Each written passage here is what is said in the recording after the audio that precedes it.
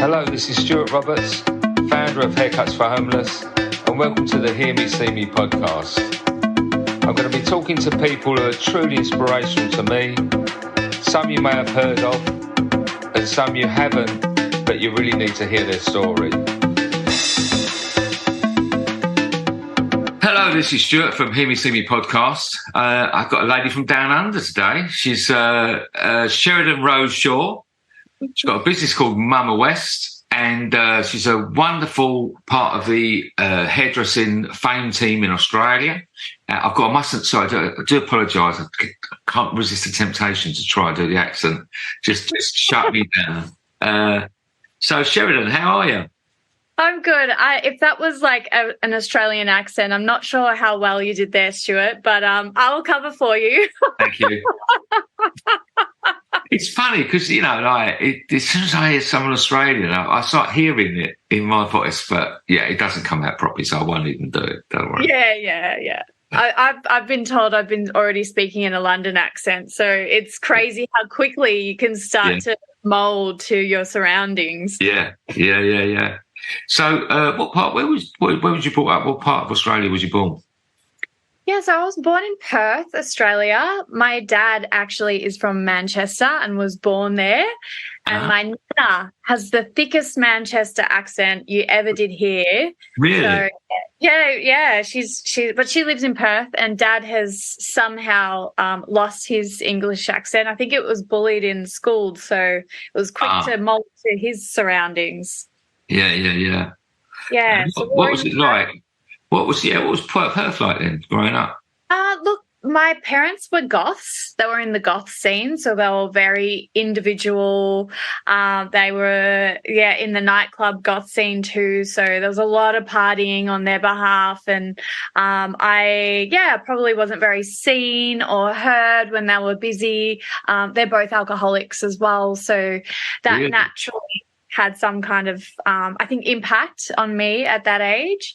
Right. But they took their individuality to Melbourne, and when I was in grade 4, and so I'm a Melbourne girl at heart, although I was born and bred in Perth. Right. Well, it's interesting, isn't it? So, how did that feel then? You just said you felt a bit unseen.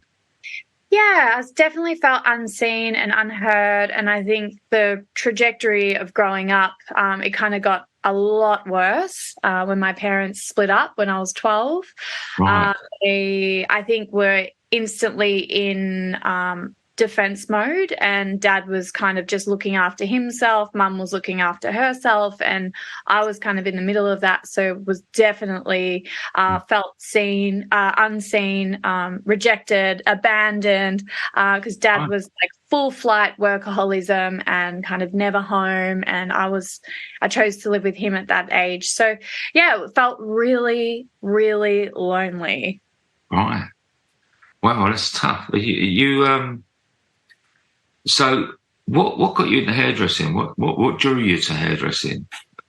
Well, it's a funny story, actually. Like, I just fell into hairdressing because I hated school. I was a year 9 dropout. I had actually done my makeup diploma first before my hairdressing apprenticeship.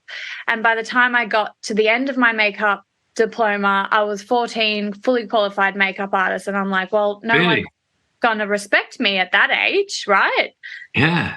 So I was like, I'll kill some time. I'll do a hairdressing apprenticeship until I get to the end of that. And then finally I'll be 18 and people will start to respect me. I think I was looking for respect because I didn't really know what that was. So fell into hairdressing. I was raised in premium salon backgrounds. I did my apprenticeship under a couple of different salons, but Frank Burgermeister, who was an infamous hairdresser in the 80s in Melbourne. And that was like, it was really important for me to find that outlet because I was looking for some kind of structure, I think, in my life, and hairdressing was definitely that for me. So it's really interesting, isn't it? Because you've obviously, that's the thing, and you've lacked structure and boundaries probably a bit, and you've got so you found that in hairdressing training, so that which is very structured, and you have to have that you've got boundaries to stick to.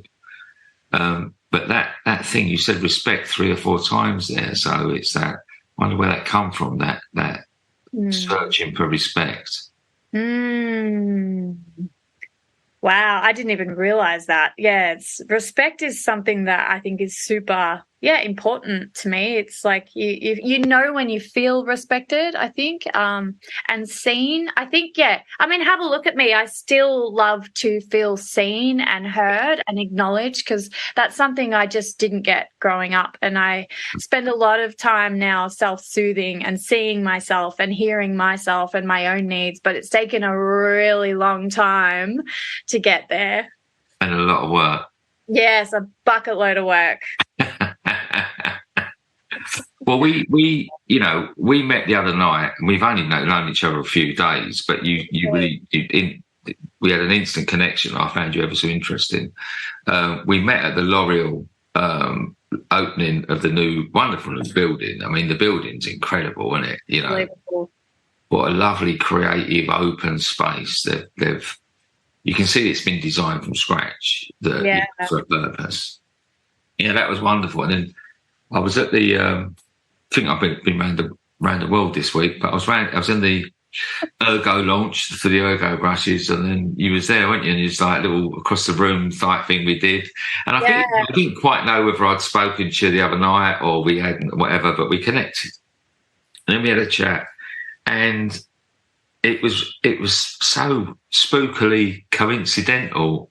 Crazy.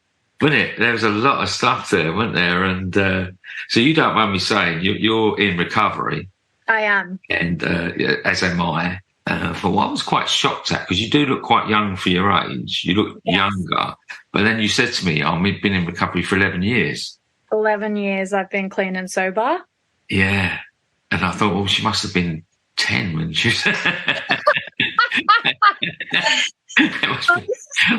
on the side or at 10 or something. But so you was 20 then. I was 20, and I think I've always identified as an adult child. And I think when you become a hairdresser, you have to connect with adults instantly. And I'm a 14-year-old having more conversations with adults than I am people my own age. So you just learn to adapt. You learn to pretend. You learn to connect in any way that you can in hairdressing, because you want to start building relationships and be seen as an apprentice to then get to start building that relationship with the clients. So I think I started really young. Like I started drinking and blackout drinking at 13 years old, and from my first drink I was a blackout drunk. I was just looking for any type of escapism from the loneliness that I felt on the inside. So it was a really quick failure, I guess, or succession, because, over that next, 7 years, it was like, gutter drinking, using drugs that I'd never thought that I'd use, because that's our industry as well. Like our industry is riddled with alcoholism and addiction, and it's quite celebrated to be using drugs and alcohol and partying underage and doing all of those things. But that is exactly what I wanted. That was the lifestyle I was looking for, because I just wanted to have fun. I didn't have a lot of fun growing up, and I still really struggle with what is fun? Like, what does that mean? And I'm still learning as a 30-year-old, adult now, like what is fun to me, and what does that look like? I really relate to that, because when I got sober, I was, it takes you a few years to find yourself, doesn't it? Because you've just had all these masks up, and you're the complete actor, and you're a chameleon, you adapt to different things, but you don't.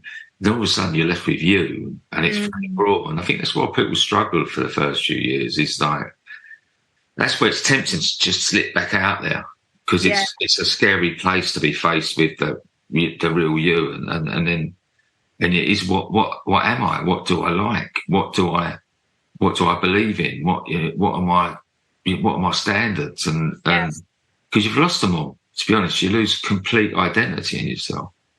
Yeah, and self-esteem as well, because of the things that you end up doing and you're using and you're drinking that you feel so much shame over, but also a serious level of powerlessness because you're not choosing to behave like this. It's just how you've always been. Or, my dad was like a pathological liar. So it was easy for me to role model that type of behavior, and I lied about my age, my nationality, anything and everything. I'd make up stories to just have something meaningful to say or to feel heard or seen. So it's just like it's taken me a really long time to stop lying about who I really am. And I think the funny thing is, like, I'm 11 years in now and I'm more real and more Sheridan and more authentic and more vulnerable than I've ever been. And the more of that I am, the more I am seen, the more I am acknowledged, the more success I have in my life. Like, my life has just blown up in the last couple of years because,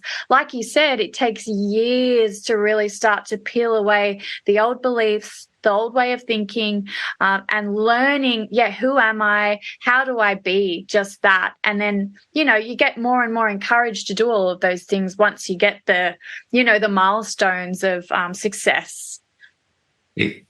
I always try and say this without being condescending, but I can imagine it often sounds it a bit, is that but such wisdom and knowledge at a young age.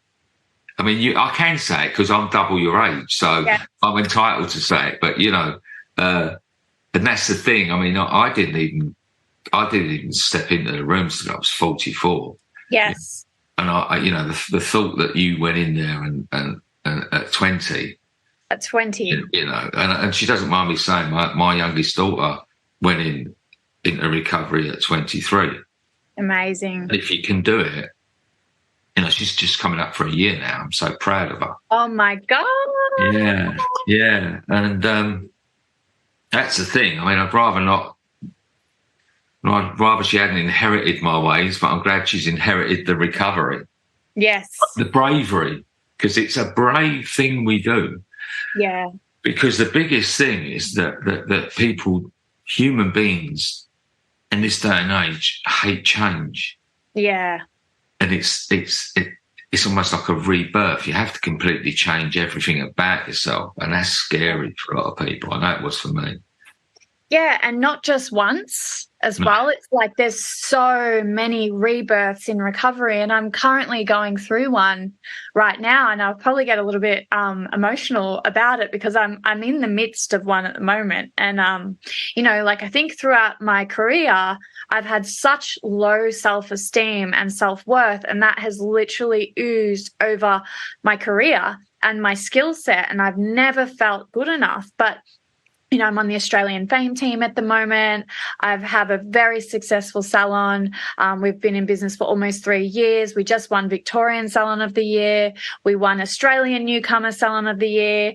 Getting into Fame team alone and going head to head against 15 of the best hairdressers in the world and being seen, being heard and being accepted into such an amazing program is like all of these experiences of putting myself out there and being brave, being courageous. It's like, oh my fucking God, I am good enough. I have something really unique and something special and an obsession, just like I did with drugs. Like, I put all of that energy into hairdressing now. And because of that, I am so different to most people. Like, what I do and the energy that I have within me, that addictive energy, it's actually a gift, because if I want something, I'm going to fucking get it.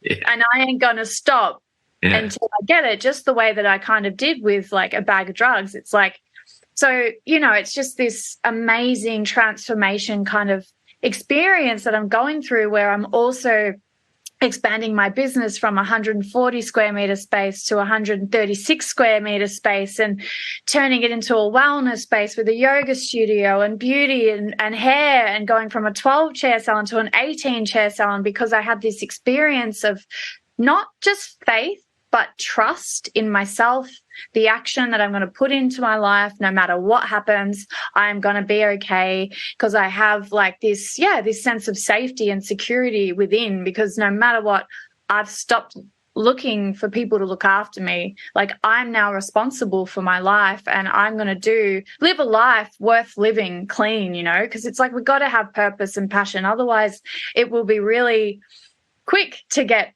back out the back door and be drinking and using, because that's just what we do when we get bored, you know?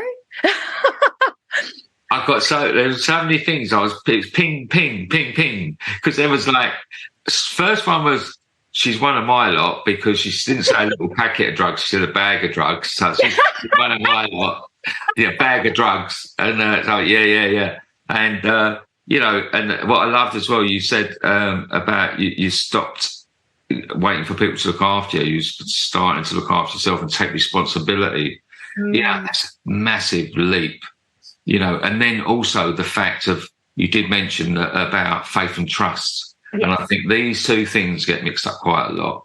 Mm-hmm. You know, faith and trust is like, yeah, I said it to someone recently. Yeah, I've got faith in what you're doing, but I don't trust you yet. Yeah. And I'll trust you when you prove to me that you are capable of doing what you're going to do. This is the thing, isn't it? It's that, you know, it doesn't mean I haven't got faith. Yes. You know, like I have faith when I work with homeless people. I have lots of faith in people because I really want them to do well. Yeah. I don't trust they're going to do well until I see it. You know, Unfortunately, I mean, a friend of mine has got it tattooed on him, and it's one of my favourite sayings is, love all, trust few, harm none. I love that. And people start saying, well, you should really be trusting. I go, no, you don't. This is what you shouldn't be. Because you're going to love all. Love all means including you. Yeah. If you're going to be able to, you know, to love yourself and protect yourself, you have to be careful who you trust. Yeah. I agree. But harm none. You know, you can go for life as long as you don't harm anyone, and it's not going to happen. Yeah. you can prevent it as much as possible. And if you do it, then you've got to then try and make it right.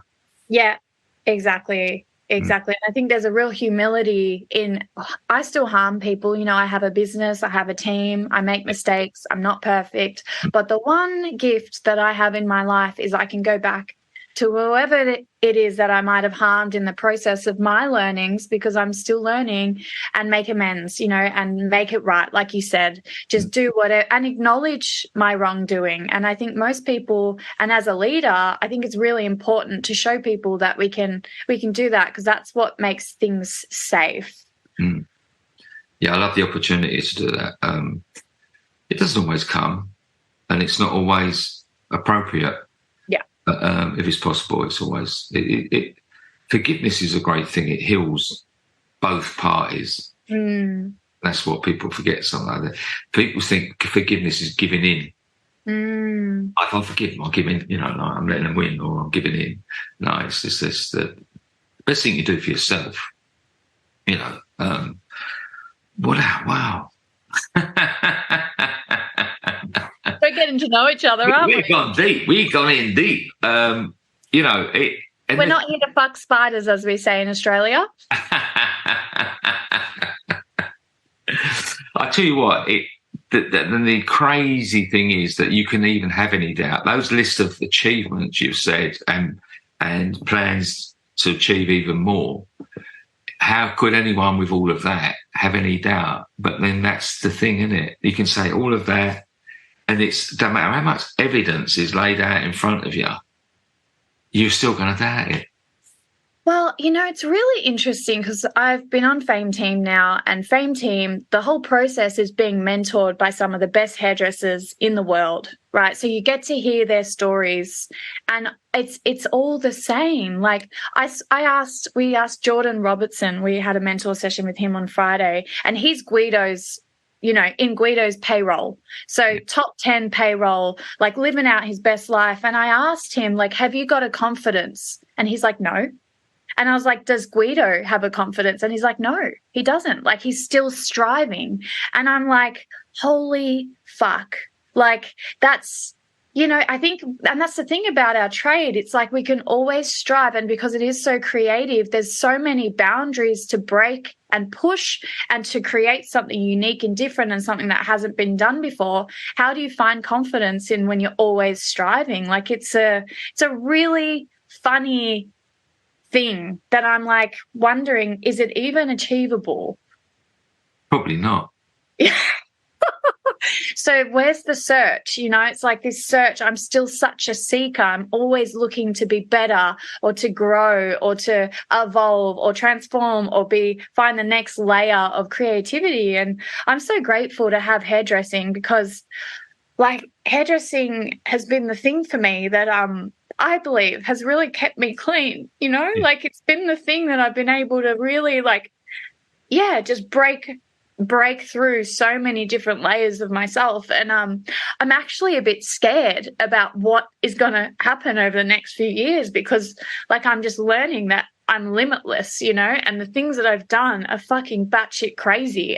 And it's just like I'm 31 years old. Can you just imagine the next 30 years ahead of me? Like it's really terrifying of my power. Like the power within me is like I'm more scared of that than I am of anything else in the world. So it's like, yeah, it's pretty wild to be on this journey of like coming to the other side of something, but also feeling like it's just the beginning of something again.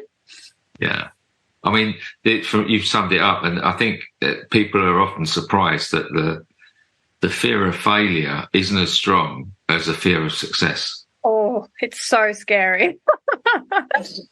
Yeah, and I remember like even when I first started getting these accolades in my business and even revenue accolades, like every Friday I'd be at, you know, a meeting bawling my eyes out because I just couldn't cope with the success. Like I had to hold that for a really long time. And now it's like every layer of success. Like even like yesterday the Fame team left and went back to Australia. I've extended my trip. You know, I've got a son back in Australia. My partner actually encouraged me to extend my trip. And I'm sitting at the train station in the tube bawling my eyes out because I'm just like, I'm in London on my own because that's something I've run away from for a really long time. And here I am spending an extra couple of days on my own and just like crying at every moment because I'm just like, I'm in London, like on my own. This is just crazy to be here. So yeah, it's wild. We've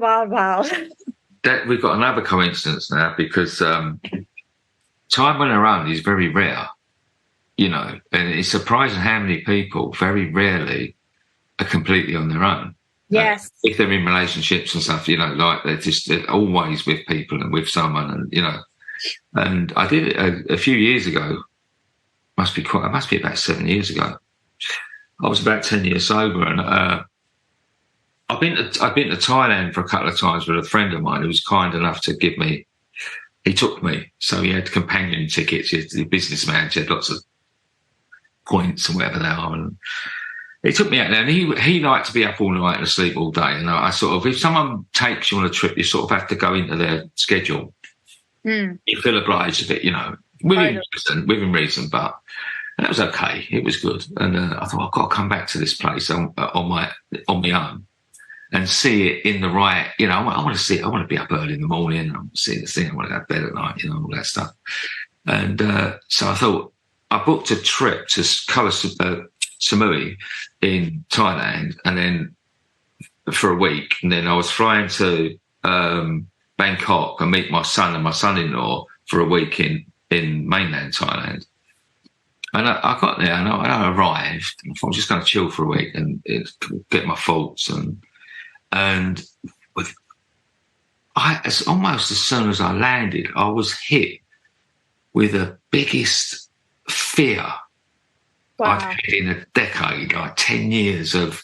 By then I was cockily sober, you know, I was arrogantly sober, you know, and I've been away like with my mate, and you know, who won't grass you up and all that stuff, you know. But all of a sudden I thought, no one's going to know if I drink. There's no one to grass me up, like, and the panic. That when you think you're got it whenever you think you've got it sussed, sobriety, it'll pinch you again, because I was like, my God, I don't know, like, and it took me a good 24 hours to settle myself down. Using a lot of the tools we've got, you know, and settling myself, and, you know, and once I sort of got past that horrible part, I then spent the rest of the week, like, being on my own. I was like, it's such a unique thing. I'd had so long. You know, I was over 50 by then. You know, I'm 61 now, so I was in my early 50s, and I was like, wow, I woke up when I was awake. Yeah. I ate if I was hungry.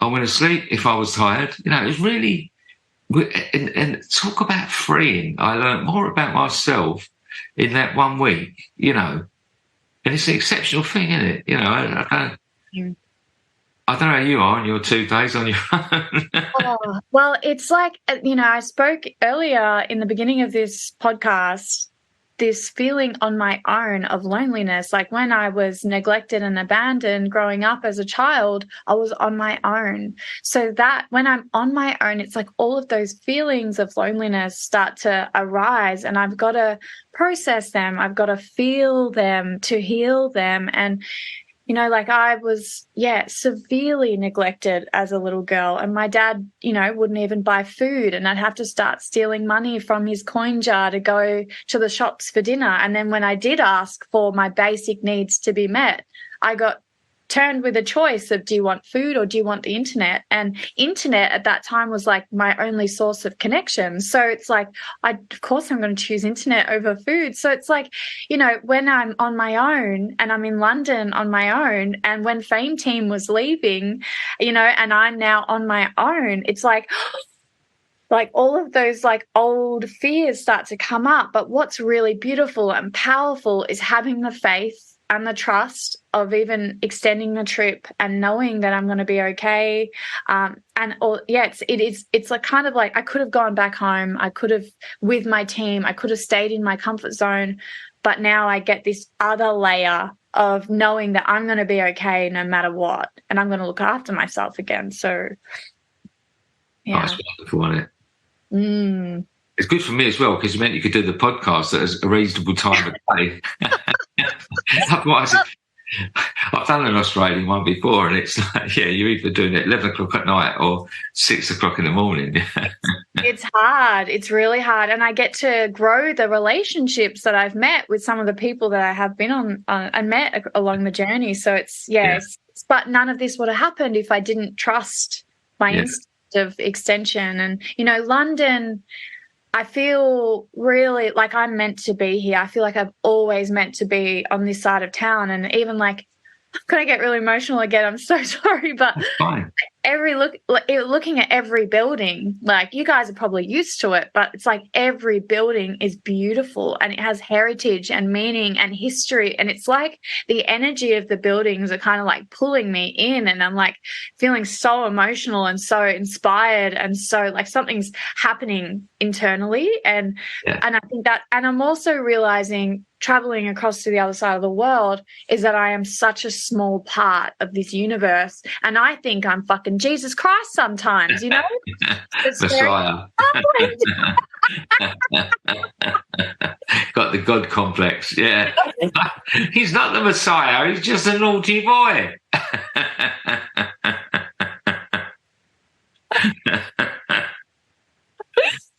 Yeah. So I'm back to Gundy now over here. Yeah. I'm Gundy, you know. I'm back to Sheridan, just like humble little Sheridan, trying to just, you know, be a small part of this massive world that we live in. And us Londoners, we don't appreciate London, but we do sometimes, because even then, I think last week I was up there with my wife, and, you know, we was walking through, we was going to the theatre, and I said, it's great, isn't it, London? It's just got that buzz and that atmosphere. And so you do sometimes, but we often walk down the street and no one looks up. Yeah. The tops of the buildings, we're all missing this wonderful architecture. And, yeah. You know, and we've got heritage, and, you know, it's amazing. It's bloody beautiful. Like, I accidentally found myself in Hyde Park coming up from the train station, and I was just like, what the fuck? Like, it's just this huge greenery that just keeps going on and on and on. And I'm just like, so it's the little things, you know. Sometimes when you're in your routine of life and back at home with all your stresses of the business and the family and blah, blah, blah, blah, blah, and you go on a little break, and I resist these breaks more than anything. Like, I don't know, like I said, I don't know how to have fun. So it's only when I'm on a working holiday that I'm able to maybe extend that trip. So, yeah, it's like we've got to do the things that we really don't, the things that we resist, you know, that everything's on the other side of those things that we resist. Well, that's the thing. And it's certainly, you speak of gratitude there. And I think the other big thing that we had in common was working with the homeless. Yes. You know, and you obviously saw what I do and have done for a long time. And then you said you do that yourself out in Perth. Yes, in Melbourne, but I am from Perth. I am from Perth. Yeah, Melbourne. Yeah, I've actually found this one a bit tricky, and I was talking to you about it on the other day because this is something that I've tried to do just to be of service. You know, I'm just looking for ways to give back. You know, back at home, I charge $150 for a haircut with me. And to be able to give these people a haircut, they have no idea the value of that haircut. And I kind of like that exchange. And I just go there. You know, sometimes we talk, sometimes we don't talk. And I just give back. I give back my skill set. And I've been homeless, so I know what that feels like as well. It's like going from couch to couch and just not knowing where you're going to be is a really weird space to be. So I am in a situation now where it's like I want to give back, and I also want to keep talking about giving back because I want to inspire other hairdressers to do the same thing, because I'm the only hairdresser that goes there, you know, and I can only make it once a month. And they were always asking me, do you know of any other hairdressers? Do you know of any other hairdressers? And it's one of the things that I was doing on a quiet level because I didn't want to scream it from the rooftops. But after talking with you, it's like I actually think it's probably more important to start sharing about what I'm doing in my spare time, because I feel so good the day that I do that, you know, and it's so good to get out of myself and give something back to the community and be a part of that. And it's in my local area, Footscray. So yeah, you meet really good people doing that too. So yeah, you know, like, and it's true what you say. The theory is good of, you know, and it's not the theory. The feeling is good of keeping it under the radar, not shouting about what you're doing, not shouting about, you know, I do really get it. And that is the way it should be. But if you want to encourage other people to join you, you're going to have to let them know you're doing it, you know. Totally. And that's purely, as long as it comes from that place of like, look, please come and join me, then it's not, you know, you're not doing a selfie, you're cutting someone's hair. It's not that. You know, you're doing it for the right reasons. Yeah. And the gratitude it gives you, as you say, we both struggle with mental health and stuff like that. And you cannot deny when you go in these places and you speak to people like this, and you just come out feeling so fucking grateful for everything in your life. Yeah. Yeah, it's a really good, meaningful reminder, especially of where, you know, I've come from. It's like, oh my God, I was here once upon a time. Yeah. You know, and I really struggled with some people that were in the queue that weren't necessarily homeless, but, you know, were deemed like, what's the word? I don't know. You know, it's like you could kind of see the people that could definitely get a haircut. And one woman said, I just paid $90 for a haircut 2 weeks ago, but it just wasn't very good. And I'm just like, well, why are you in this line? But, you know, once upon a time I was on Centrelink, you know, and on the dole and doing all the things and doing the dodgies. And then I'm like, oh, yeah, that's just, you know, life sometimes. Her hair may be so important to her that she spent maybe not a last $90, but $90 maybe she couldn't afford really to spend, but she wanted a good haircut. And it did sound like that.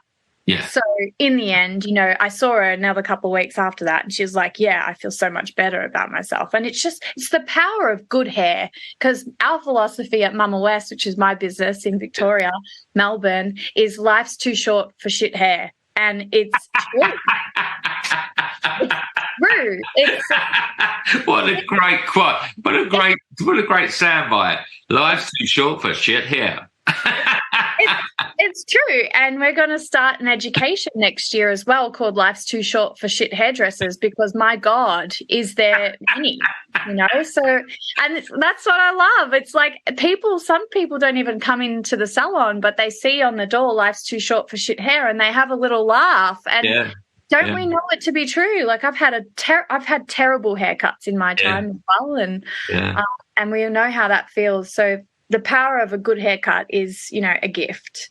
Yeah, definitely. And the thing, what you said about also that you charge, you know, $150, and the lovely thing with what we do when we do this is that no money does change hands. Yeah. So it goes back to what we aspire to be. Was pure hairdressing.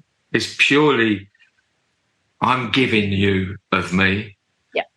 I'm going to make you look and feel better about yourself. And there's a real purity in that. And I think that's where it's not like it's wrong in doing what we do in our main business. It's just a nice, refreshing change. Yeah. And I think it makes us appreciate. And what I do say to people is take what that experience you get in doing the service we do, take it back in the salon. Yeah. But appreciate that when you are, you know, you're changing people's daily life within your working environment. You're just maybe not picking up on it. You know, there's some people come in the salon and have got the world on their shoulders. And when we hold that magic mirror and show them the back, and they're like, oh, yeah, you've lifted them, you know. So it's such a powerful job. And I think one of the things that I love about being a hairdresser is it does get me out of my self-centered nature. You know, when my client's in the chair, I'm not thinking about anything but them. The second I walk away, it's like it all floods back, and I'm like, what am I going to have for dinner? I got to check my emails. I got to respond to that one. I got to do this, blah, blah, blah, blah. But when I'm in that, I'm like immersed in the client journey, like completely obsessed with hairdressing and giving and being like the best that I can be for whoever's in front of me. And, you know, I think if we can't take that for granted, because, you know, it's such a powerful thing, hair. It's attached to your head. It's just as important as skin. So to have that understanding of what it is, and we're a premium salon as well. So people are, you know, choosing to come to us for a specialized service. So we can't take that for granted. I had a wonderful thing. Louis, really good friend of mine, Louis Byrne, who's a celebrity hairdresser, and he does great stuff with empowerment and diversity. He's a real hero to me. And he at the moment he's doing Paloma Faith's hair for her videos, and he's got this wonderful life. But he was next to me in Whitechapel Mission one day, cutting a homeless guy's hair. And he's done this boy's hair, and this boy, he done a lovely job, looked great, and he got up and cheers, mate, you saved me a tenner. And I thought he saved you a lot more than that. Yeah, you just don't know. You've just got a whatever haircut, like expensive haircut. I love that. Great, isn't it? That's amazing. But to him, it saved him a tenner, because that's what he would have to find to go and get his haircut, Yeah. It's a real leveler. Oh, man. If only he knew. If only he knew. Like this, and this is the thing, you don't want to boast, you don't want to brag, you just want to give. But if only they knew, like I just I get off a little bit on that. Yeah. Because it's like, oh, if only you knew. Like it's funny because I sort of give, he said it, and then I sort of give Louis a little knowing look, So we just kept it between us, but we both found it. It was good. I've said that many times. It just really tickled me, that one. So, hopefully, funny enough, one of my team leaders in Chelmsford, Rob Allen, lovely fella, he's moving to Australia. So he said, look, I want to try and take Haircuts Roamers with me. Wow. So, what part of Australia? I would have to have been listening to do that.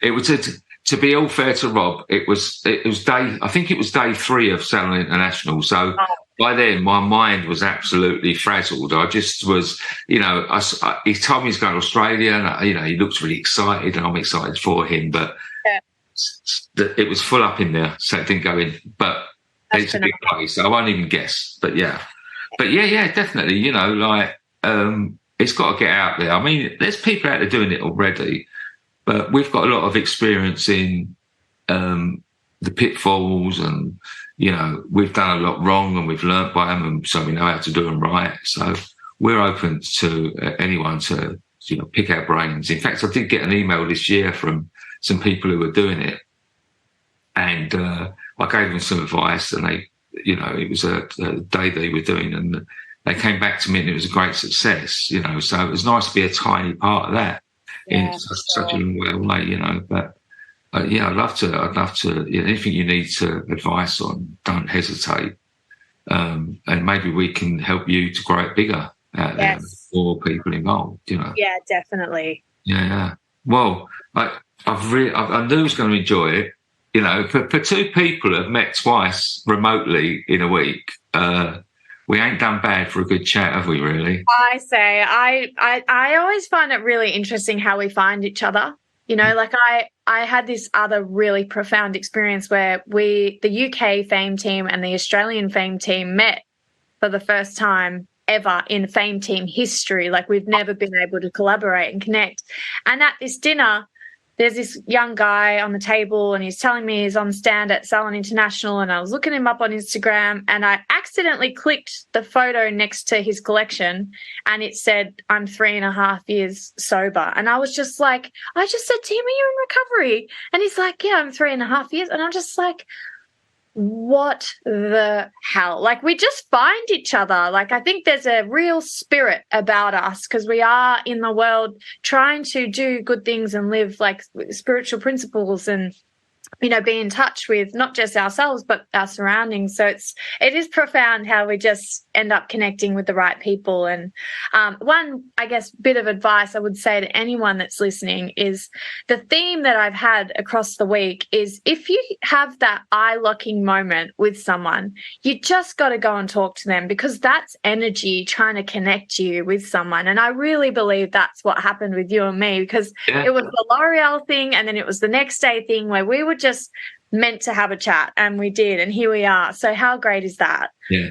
And that would have been such an opportunity missed.